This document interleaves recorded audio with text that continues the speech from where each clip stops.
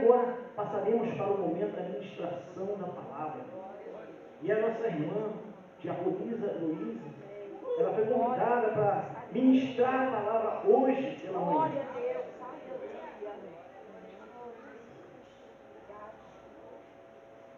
Senhor, eu apresento, Senhor, a vida do Luiz, Senhor, nas tuas mãos.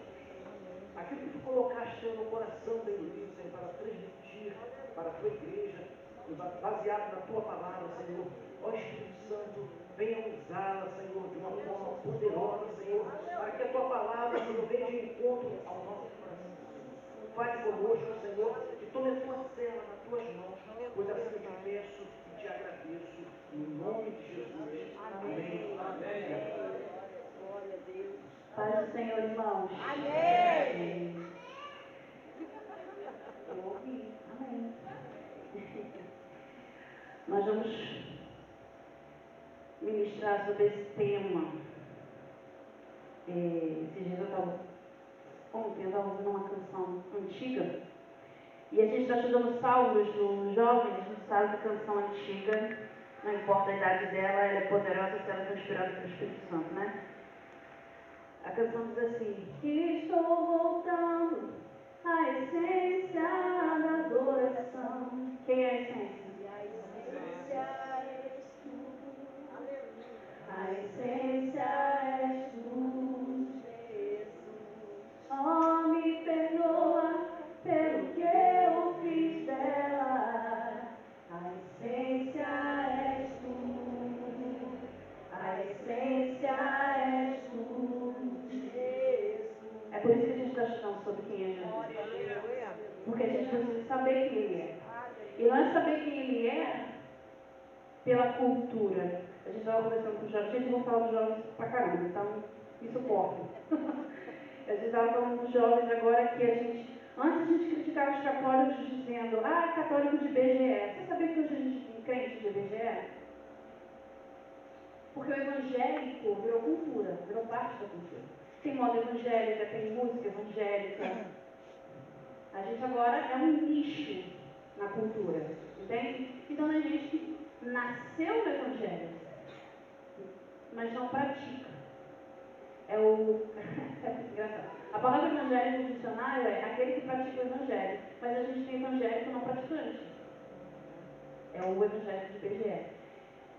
Mas o que Deus está chamando a gente para conhecê-lo de perto. Conhecê-lo de perto, isso exige tempo. Com o que nós temos gastado o nosso tempo? Com o que, irmão, a hora que você acorda, a hora que você vai dormir, quanto tempo você gasta pensando nele? Quanto tempo você gasta falando com ele? Quanto tempo você gasta pensando nas coisas dele? Entende? O quanto você gasta o seu tempo determina o seu valor. O valor que você dá para essa coisa. Você é regido pela prioridade ou pela urgência? Porque as demandas do dia a dia vão te levando. Urgência, urgência, urgência. Precisa resolver isso, precisa resolver aquilo. Vocês sabem que eu me casei recentemente? Eu era filha até os meus 35 anos. Eu fiquei com os meus pais. Me casei recentemente e eu sou esposa. Eu tenho menos tempo. E eu falei isso com Jesus: eu não tinha mais tempo. Eu gastava tempo com oração, eu gastava tempo com vídeo, eu não tenho tempo mais. Tu tá vendo, não tem. Eu faço de manhã, eu fico vendo a lista de coisas. Eu faço lista, irmão, senão eu esqueço. Eu preciso escrever. Quanto tempo temos gastado? Eu falo: Senhor, eu não tenho mais tempo para parar com meus filhos, meu tempo na minha mente. Eu penso no Senhor, que eu acordo, que eu vou dormir. O Senhor é meu amor. Ainda que eu tenha as demandas da urgência, eu tenho a prioridade. Primeiro Deus, depois meu marido e todo o resto. Amém? Vamos começar. Presbítero Luiz, agora eu comecei a pregar, não é? Presbítero Luiz, no domingo passado, trouxe aquela lista que ele distribuiu. E ele, naquela lista, ele demonstrou que Jesus Cristo está na Bíblia inteira. Do Gênesis 1 ao Apocalipse 22. Jesus é apresentado na Bíblia. Ok? Só que uma coisa que a gente precisa aprender é que a revelação de Jesus Cristo é progressiva. Grava isso na sua mente. Em Gênesis 1, a gente tem Jesus está lá. Quem que sabia disso? Jesus está em Gênesis 1. Só que a gente não saberia disso se a gente não tivesse João. No princípio ele era o Verbo. O Verbo estava com Deus, o Verbo era Deus. Sem ele, nada do que foi feito se fez. Onde está Jesus? Na palavra que saiu da boca de Deus. Era Jesus. Ele liberou Jesus. E qual foi a primeira coisa criada, meu irmão? Fala para mim. Qual foi a primeira coisa que Deus disse? Haja luz. Em Gênesis 1, e João diz que ele era a luz dos homens. Então, eu não saberia disso se eu não tivesse João. Só que João está no final da revelação. Eu tenho o início da revelação, mas para Abraão viu o anjo do Senhor. Vocês sabiam disso? Toda vez que você lê na Bíblia, anjo do Senhor com letra maiúscula, é Jesus. É uma teofania. É a manifestação do Senhor Jesus no passado. Eles não sabiam quem era. Eles não faziam ideia de quem era. Mas era Jesus revelado. Esse é o ponto. Gênesis foi se desenrolando, Êxodo foi se desenrolando, o Velho Testamento, os profetas, os reis, Jesus estava lá, mas eles não sabiam, porque não havia revelação completa. Onde está a revelação completa do Senhor Jesus? Nas cartas. Outra coisa que você precisa gravar na sua cabeça. Fala comigo, as cartas. As cartas. Jesus estava lá. Mas como que eu podia saber se a revelação não estava completa? Amém? Os judeus. Eu estou aqui fazendo uma introdução, mas a gente vai abrir a Bíblia, para não ficar nas minhas palavras, o pessoal dos leis não ficar nas minhas palavras. Jesus disse, os fariseus, ouçam o que eles falam, o que eles ensinam, mas não imitem suas obras. Vocês sabiam que os fariseus foram o grupo responsável por compilar as profecias do Velho Testamento que falavam do Messias? Eles pegaram do Gênesis a Malaquias, porque é o Velho Testamento. E eles conseguiam compilar toda a profecia que revelava o Messias. E fazia aquele bloco, aquela análise. E eles não conseguiam entender que quando Jesus se revelou era ele. Por que, irmão? Porque a revelação não estava completa. A revelação de Jesus Cristo é progressiva mesmo para nós hoje que temos o Espírito Santo. Lembra da sua caminhada no começo? Lembra da sua caminhada no começo? Quem era Jesus para você? Ainda era uma pessoa distante. Estava começando a entender quem ele era, a importância. Naquele primeiro momento que você aceitou Jesus, você entendeu a importância por causa de uma revelação. Aquele momento que o Espírito Santo te convenceu, você recebeu aquela revelação e você cedeu. Convencer é ser vencido. Então você aceitou aquela revelação, se deixou vencer e creu. Mas você não tinha um entendimento profundo, você se tornou um bebê, inclusive. Nascido de novo. Amém? Até João Batista, irmão. Quem lembra daquela passagem que João Batista preso, manda perguntar a ele, Senhor, a gente espera outro ou é o Senhor mesmo? Vou repetir, a revelação não estava completa.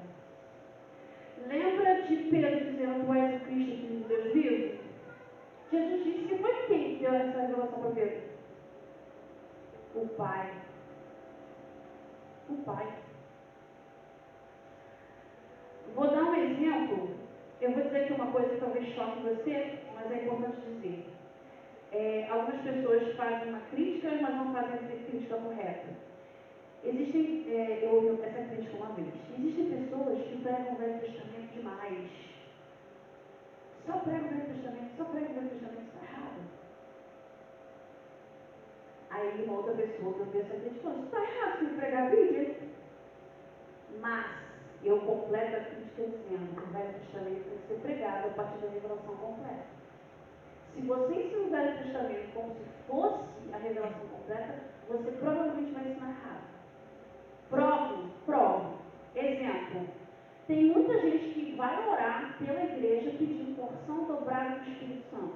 Quem já ouviu? Levanta a mão aí, povo, participa comigo. Porção dobrada do Espírito Santo. Mas João 7 diz o quê? No último dia da festa, ele diz, quem tem sede, vem a mim. Quem crê em mim, do seu interior fluirá o quê? Porção dobrada ou ele já Porção dobrada é Eliseu que pediu para Elias. Eu quero a porção dobrada do teu espírito. E vou te dizer, Elias viveu 7 milagres.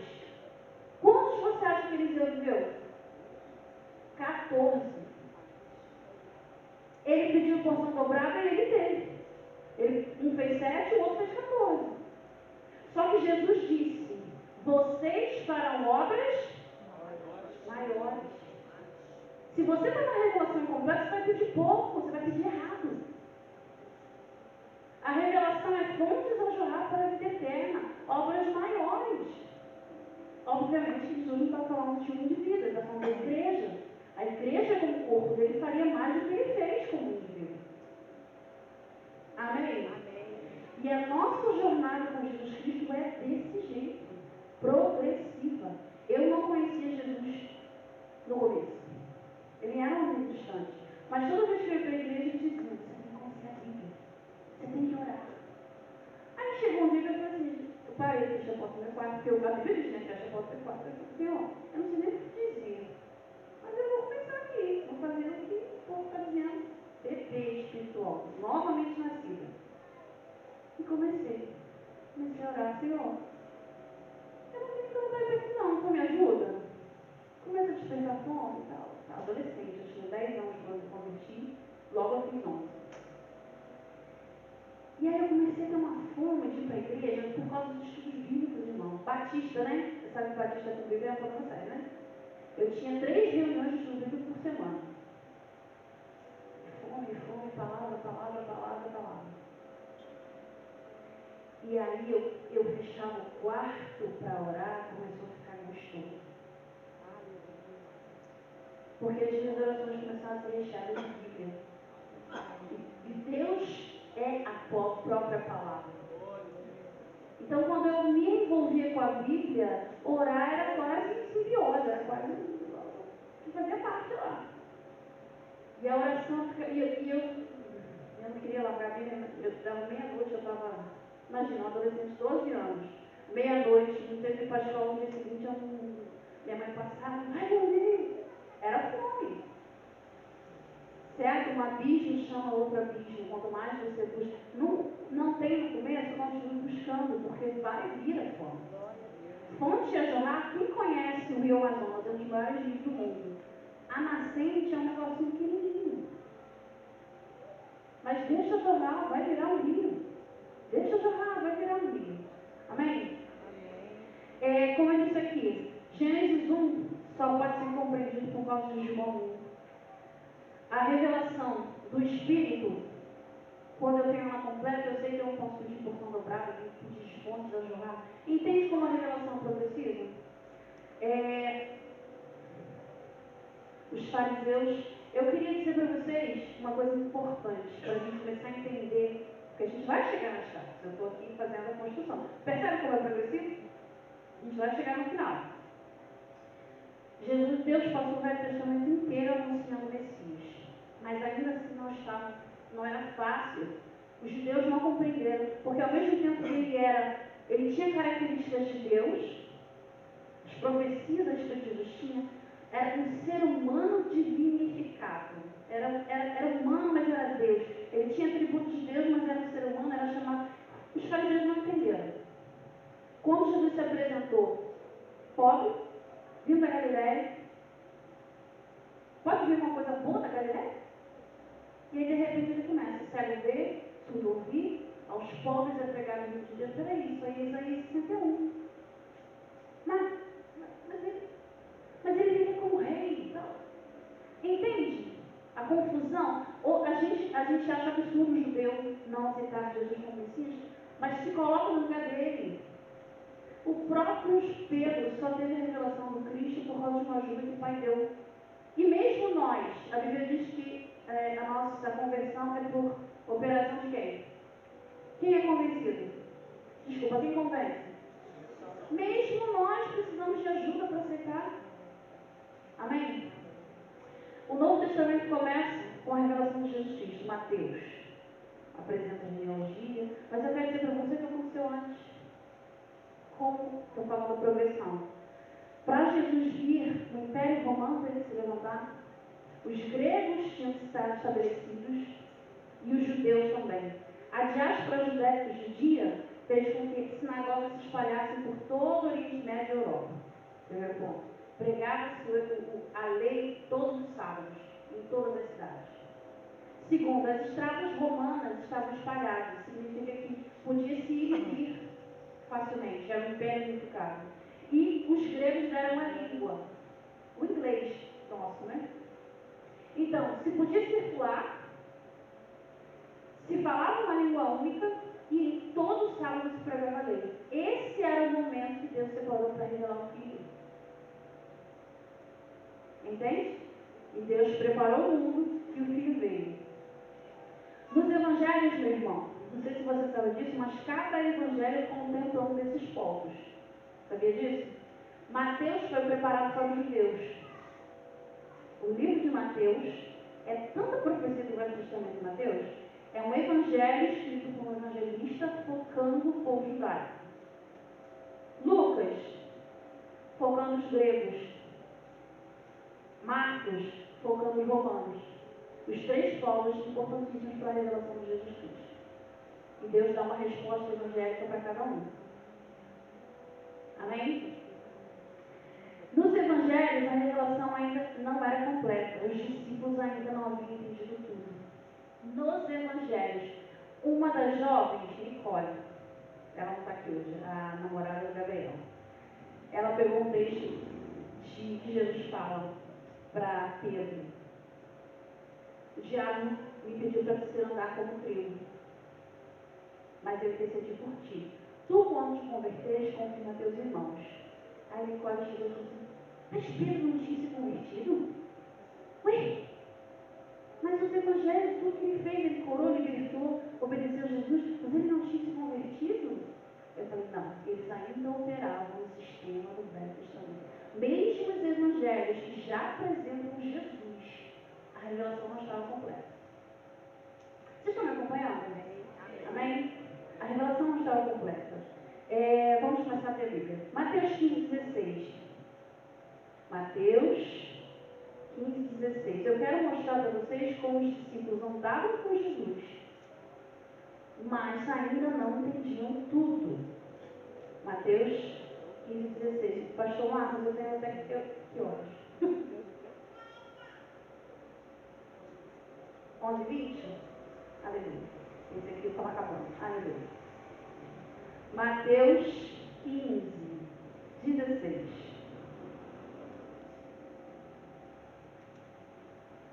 Jesus disse, Pedro, então lhe disse Pedro, explica-nos a parábola. Jesus, porém, disse, também nem vós entendeis ainda. Jesus falava por parábolas ao povo. Quando ele começa ensinando a parábola do semeador, ele diz assim, eu os ensino por parábolas para que ouvindo não ouçam, vendo não vejam, e com o coração não entendam para que sejam curados. Isso era uma forma que estava tratando o povo, por causa da dureza do coração deles. Jesus disse que de propósito estava falando por parábolas, para que não recebessem. Porque a revelação era completa, naquele momento estava sendo para os gentios, para os discípulos. Ok? Aí os discípulos não interrompem. Senhor, explica-nos a parábola. Ele disse, nem vocês estão entendendo. Nem vocês estão entendendo. Lembramos, estão nos evangelhos. Amém? Abra comigo Marcos 6:52. Marcos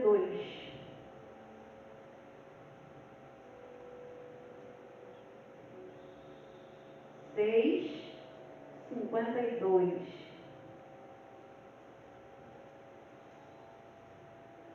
Vamos ler 51. Marcos 6:51. Jesus anda sobre o mar. É o final dessa passagem. 51. E subiu para o barco para estar com eles, e o vento cessou. Ficaram entre si atônitos, porque não haviam compreendido o milagre dos pães. Antes o seu coração estava endurecido. Segundo o texto que fala que eles não tinham compreendido. Quando Jesus ensinou a parábola do semeador, ele disse que o coração dele está duro. Por isso ele disse por parábola. Mas espera aí, os discípulos também. Você consegue perceber o problema aqui? Somos dependentes do Espírito Santo compreender o plano e a vontade de Deus diariamente. Da mesma forma que foi progressivo na Bíblia, é progressivo para nós. Amém? Outro texto, Marcos 7,18. Só virar a página.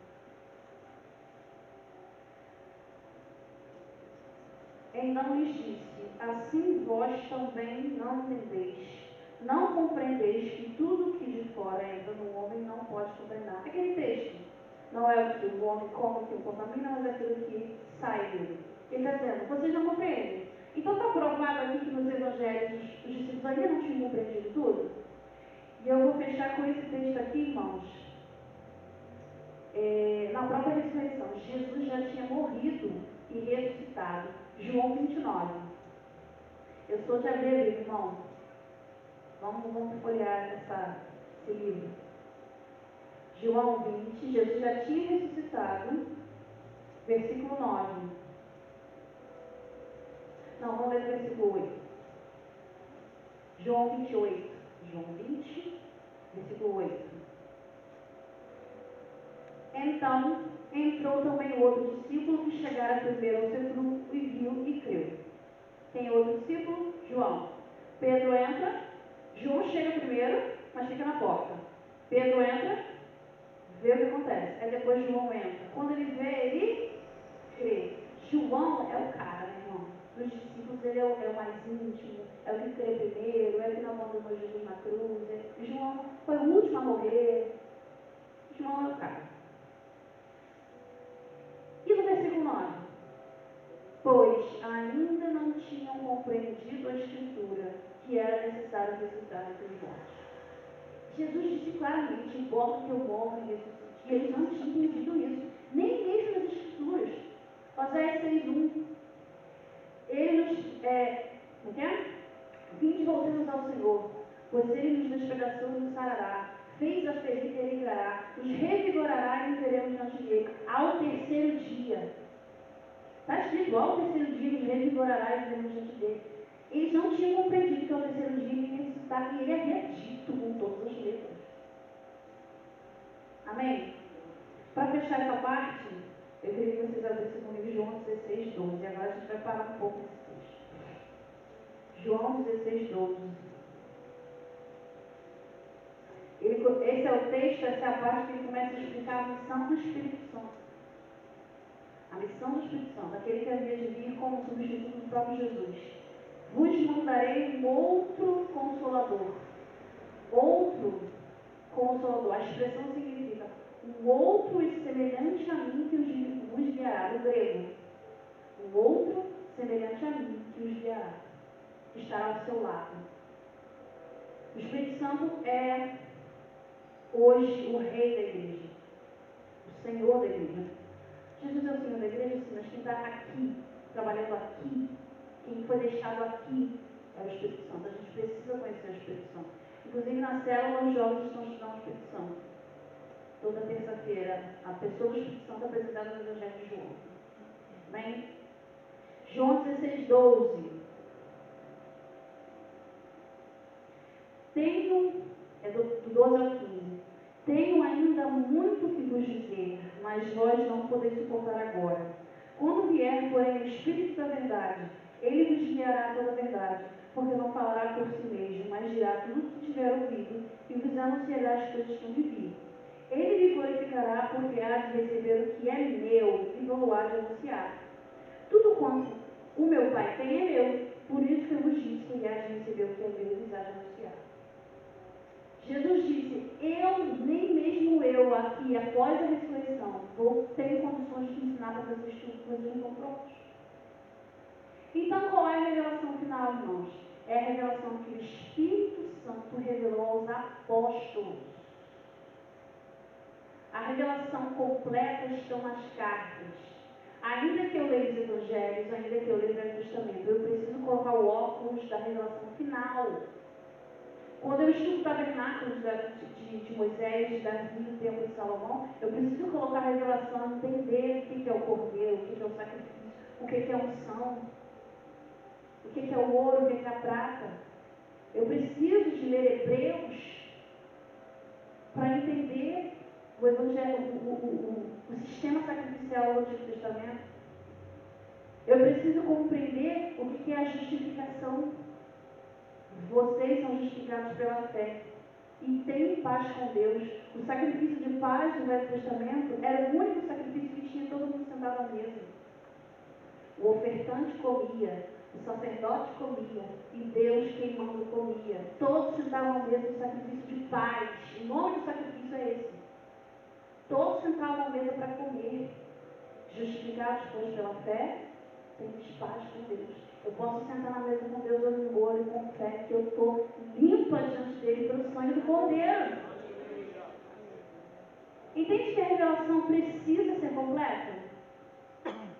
Tem gente ensinando errado nos cultos, porque ensina o Velho Testamento sem isso. Amém? E a doutrina precisa ser toda compreendida. Por quê? Paulo disse, eu vou abrir, eu não preciso abrir não. Esse texto bagunça comigo toda vez que eu leio ele. 1 Coríntios capítulo 15, quando ele fala da ressurreição dos corpos, ele começa assim, irmãos, venho lembrar-vos do evangelho que vos anunciei, o qual recebeste, e no qual ainda perseverais, porque ele também sois salvos, porque nele sois salvos, se retiverdes a palavra tal como a preguei, a menos que tenham crido em vão. Olha o peso disso. Se você crê errado, você crê inutilmente. A fé não produz o resultado. E meu irmão, o resultado final da fé é a salvação eterna, no fim das contas. Você não colhe os resultados de uma vida de fé hoje e nem na vida eterna, porque você creu errado. Olha o peso disso. A doutrina precisa estar esclarecida no seu coração, porque existe fé inútil. Não sou eu que estou falando, a gente acabou de ler. Cristo em vão. Como que eu creio, então, de uma forma que não seja inútil? Crendo do jeito certo, vou ler de novo. Porque ele, nesse evangelho, foi salvo, se mantiveres a palavra como eu preguei. A menos que tenha crido em vão. Se eu não crer na palavra como ela foi ensinada, irmão, eu estou correndo perigo. Outro versículo que me bagunça também. Tiago, não precisa abrir esse, sobre fé e obras. Tiago 2,14. Tiago 2,14. Acho que vai abrir ali, né? Tiago 2,14. Meus irmãos, qual é o proveito se alguém disser que tem fé, mas não tiver obras? Pode acaso semelhante fé salvá-lo? Ninguém deu atenção nessa segunda pergunta. Ele está dizendo que uma fé que não produz frutos, resultados, ele está perguntando, ele está pondo em dúvida a salvação dessa pessoa. Essa segunda pergunta me bagunça. Tem gente sentada nos bancos das igrejas, nascido e crescido no Evangelho, mas não tem profundidade nenhuma na doutrina, profundidade nenhuma na revelação de Jesus Cristo, e está achando realmente que está salvo. Mas a qualidade daquilo que você crê importa. Porque é possível crer em vão. Irmãos, o mundo também crê, mas o diabo crê e estremece.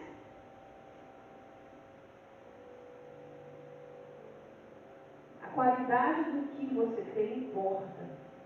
Porque você pode crer inutilmente. Amém? Então a revelação de Jesus Cristo não estava completa. Não estava.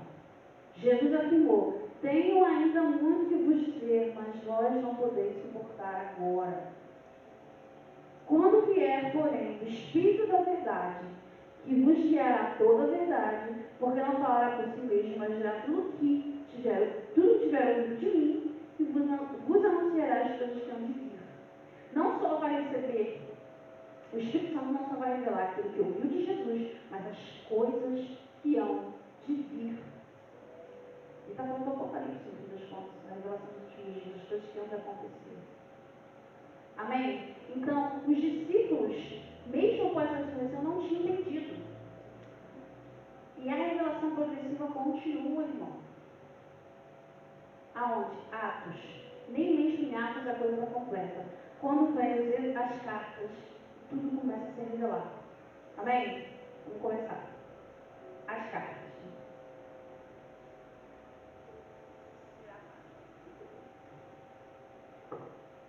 Amém. Abram suas Bíblias em Colossenses 3.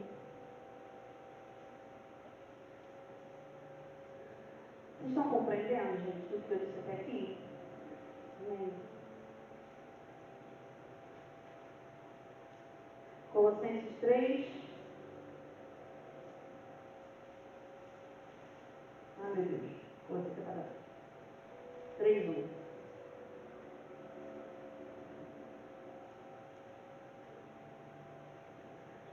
Posso?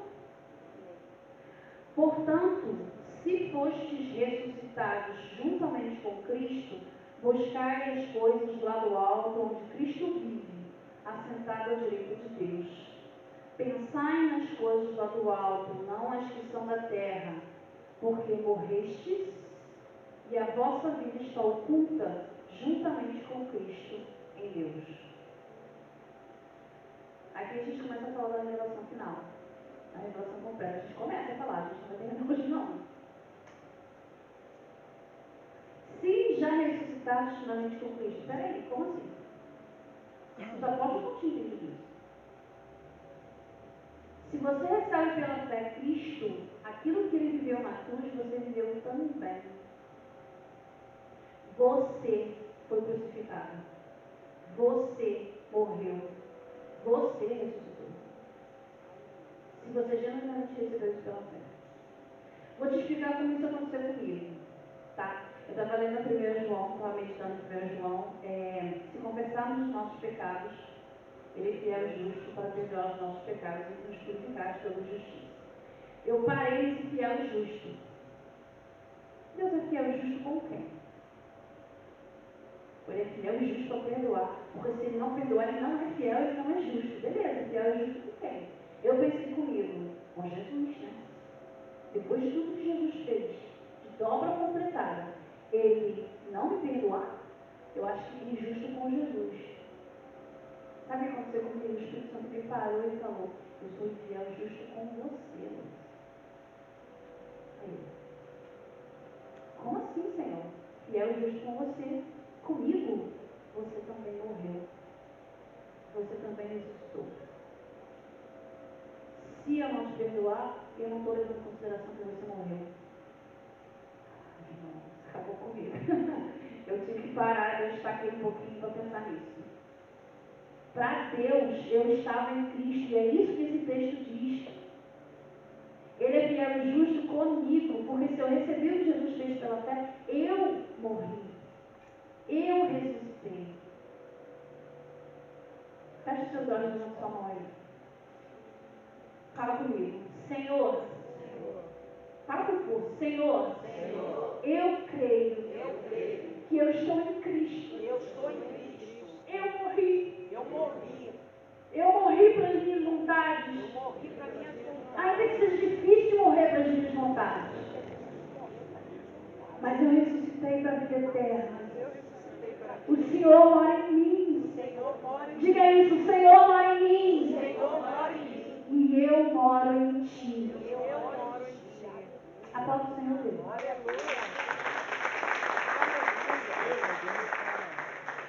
Se você já ressuscitou com Cristo, busque as coisas do alto, onde Cristo está sentado à direita de Deus.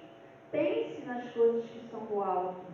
A gente estava conversando na IBD, jovens, sobre Salmo 1, e como muita gente tem vivido de forma terrena. A gente estava falando sobre faculdade, orar sobre escolher faculdade e tal. A galera não ora. Não pergunta para Jesus que faculdade que vai fazer, não. E tem gente que já vive tão focada em dinheiro, vive terreno, vive uma vida terrena. As coisas daqui que importam. Salmo 1. Vive de acordo com o conselho. Conselho, a palavra conselho significa propósito, desígnio. Propósito, o cara vive de acordo com propósitos ímpios. Se detém na conduta dos pecadores, a ponto de se morar, de se assentar nessas coisas. É terreno. vai ver as coisas que são, você acabou de ler, do alto. Onde? Onde ele está sentado. E ele está sentado sobre principados e potestades. É outra revelação aqui. Jesus Cristo está sentado acima de principados e potestades. E todo tipo de dominador desse mundo tenebroso, governado por Satanás. Só que você está assentado com Deus. Vou repetir. Você está sentado à direita de Deus. Os apóstolos não tinham essa revelação. Eles não tinham entendido isso. Lê comigo. Vou repetir. Se foste ressuscitado juntamente com Cristo, buscai as coisas lá do alto, onde Cristo vive, assentado à direita de Deus. Pensai nas coisas lá do alto, não nas que são da terra, porque morrestes. É uma afirmação aqui. Você morreu. E a vossa vida está onde, irmão? Oculta juntamente com Cristo em Deus. Se Jesus está sentado à direita de Deus, eu estou lá também.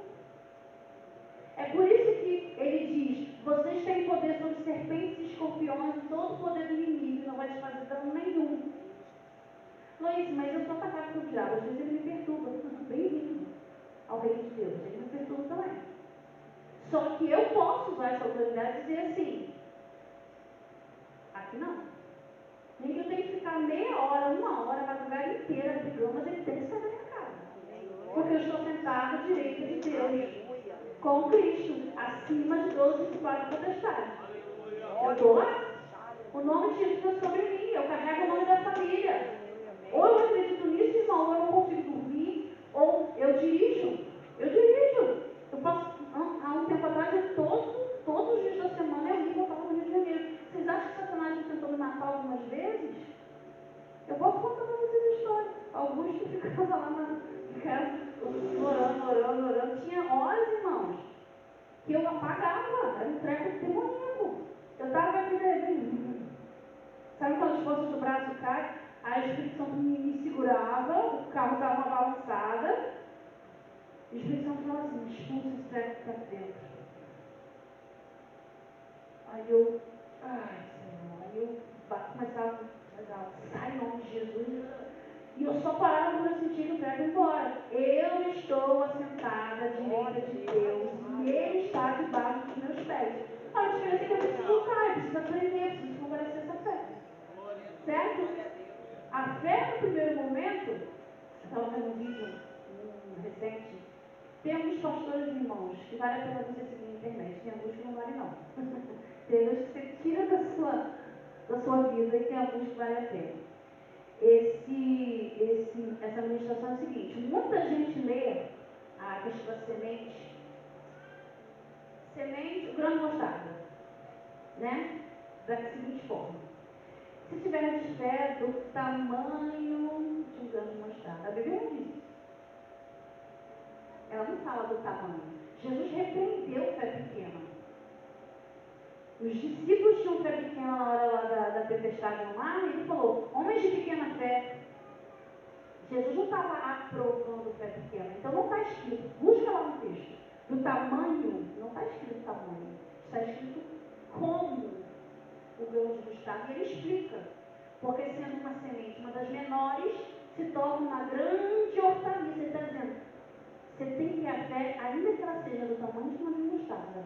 Você tem, a fé que tem a capacidade de crescer rápido, crescer com experiência e se tornar uma hortaliça grande. Não é do tamanho, é como. Você tem que, sua fé tem que ter a habilidade da do grão de mostarda, crescer. Deus não aprova fé pequena, está tudo bem, eu ter fé pequena. Não. Vai dessa. Lê o texto direito. Amém? Amém? Se morreste, por que morreste? Versículo 3. E a vossa vida está oculta juntamente com Cristo em Deus. Precisamos ter a consciência de que não só Ele habita em mim, mas eu habito nele. A minha vida está oculta em Deus. Isso não significa, irmão, que Deus não vai nos expor. Esses dias eu tenho um canal no YouTube e eu tenho alguns estudos que eu faço lá, e recentemente eu falei sobre tentação. O Pai Nosso diz que Deus nos conduz à tentação. Você já sabia disso? Ou você também leu errado? E tem algumas traduções também que nos atrapalham, algumas traduções erradas, né? Não nos deixem cair em tentação. Errado, essa é uma tradução errada. Não nos conduzas à tentação. É isso que está escrito. Jesus está ensinando a pedir a Deus para Ele não nos conduzir à tentação. Por que não? Porque Ele nos conduz. Ele nos conduz. Quando Jesus foi batizado nas águas por João Batista, ele também foi batizado no Espírito Santo. Você sabia que Jesus foi batizado no Espírito Santo? Quando o pombo desceu, é só um sinal visível, mas ele estava sendo ungido ali. Ele é o Messias é o ungido. Aquele foi o momento. E o Pai apareceu, a Trindade apareceu junta. Esse é o meu filho amado que tem prazer. Lucas diz que ele estava cheio do Espírito Santo. E o que acontece? Ele é conduzido por quem? Pelo Espírito Santo ao deserto. Quem te conduz à tentação não é o diabo. É Deus. Eu costumo dizer o seguinte: depois da palavra do Espírito Santo, o maior investimento que Deus dá a um filho seu é tribulação. Porque é a única forma do estudo das suas habilidades serem desenvolvidas. Vou dar um exemplo aqui. Quantos pais e mães temos aqui? Levanta a mão aí, você é pai e mãe, pai e mãe. Todas as vezes que você impedia seu filho de passar por problemas, ele desenvolvia ou ele travava? Exemplo, andar.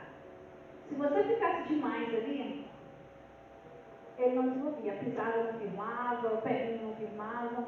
Você teve que soltar, não teve? Ele caiu algumas vezes. Ele machucou a cabeça. Gente, eu tenho um cabeção, meu cabeça bateu algumas vezes. Algumas vezes. Eu até rachei aqui, vocês sabem, né? Então, é isso aí. Esse processo aí de dar cabeçada nas coisas.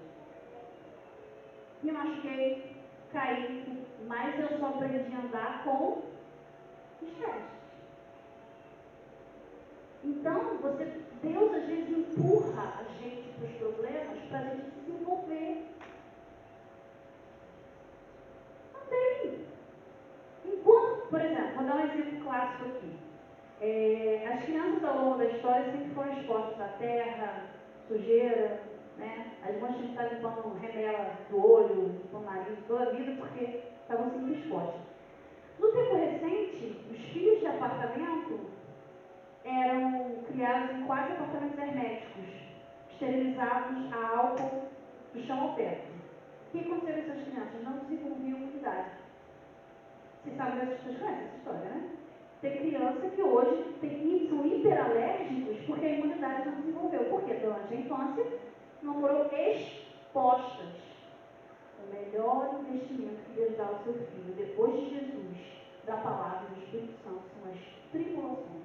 Porque são elas que desenvolvem você. Amém? E isso é revelação, irmão. Isso é revelação progressiva. Peraí, se Jesus foi exposto ao deserto pelo Pai, e ele me ensinou a pedir para não ser exposto, porque o negócio vai vir. E aí você vê o apóstolo Paulo em Atos. O apóstolo Paulo chega a afirmar: a única coisa que eu sei é que antes de chegar na cidade, o Espírito Santo já me revelava que eu tinha tribulação lá. O apóstolo Paulo deixava de ir? Deixava, irmão? Irmão, e não era pouca coisa não. Vamos falar que a gente vive no Ocidente e vive uma vida muito boa, muito tranquila. Tem gente morrendo hoje. A fé a mais perseguida no mundo hoje é o cristianismo. A gente tem irmãos sobre o comunismo e sobre o Islã morrendo agora, nesse momento. Criança sendo perseguida, famílias sendo desapropriadas. A gente tem aqui a missão Portas Abertas. Quem lembra da missão Portas Abertas aqui? Nesse momento, o Ocidente nos engana. Uma vez o pastor disse, uma cristã chinesa disse: para nós aqui na China, a batalha espiritual é visível. E a gente aprende a lutar logo. Vocês, no Ocidente, são enganados. Vocês também estão com batalha espiritual, mas não lutam. Meu Deus. O conforto os engana. A liberdade os engana. Eles lá sabem que por amar Jesus podem morrer a qualquer momento. Então eles aprofundam na palavra. Ou quer Jesus ou não quer Jesus. Sim, aqui tem essa coisa, né? A liberdade. Posso andar com Jesus, não posso fumar uma maconha? Eu já vi um podcast, gente, que uma mulher disse aqui, uma jovem, eu sou uma cristã descolada, eu conheci. Ela disse, não estou sabendo que era evangélica, mas que fumava maconha. E está tranquilo, falou isso em público. Amém? Eu preciso terminar agora, irmãos. Entende como a revelação vai se... Como eu disse, a gente não ia falar tudo. A gente não ia falar tudo. Por quê? A revelação final está... Aquele que vem sobre o cavalo branco. Seus olhos são como chama de fogo. Aleluia! O cabelo dele é branco como a neve. Na sua coxa está escrito: Rei dos Reis, Senhor dos Senhores, a fiel testemunha. Quando ele vier e tiver sob seus pés todos os inimigos, ele no fim, ele mesmo vai virar e vai colocar tudo debaixo dos pés do Pai. E o tabernáculo de Deus estará com os homens, porque é Deus que vai descer, irmão. A gente sobe temporariamente. Nós subimos temporariamente, porque no final é o tabernáculo de Deus que vai estar com os homens.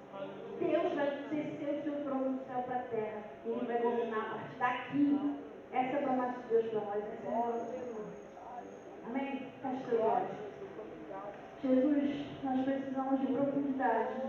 Nos livre de uma vida superficial.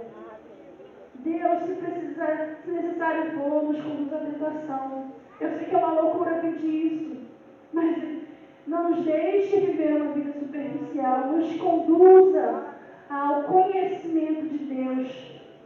O profeta disse que a glória de Deus enche toda a terra. Toda a terra está cheia da tua glória. Mas Abacuque disse: toda a terra se encherá no futuro do conhecimento da glória. O que nós estamos pedindo é o conhecimento da glória. Nós não queremos só ver a tua beleza na criação, nós queremos ver a tua beleza em Cristo revelada em nós. Senhor, toma nossa mente, nosso coração, nossos corpos. Precisamos de profundidade. Um edifício para crescer precisa de um fundamento profundo. Só a revelação de Jesus Cristo, só a revelação do Espírito Santo. Nos entregamos a Ti e pedimos mais. Em nome de Jesus. Amém.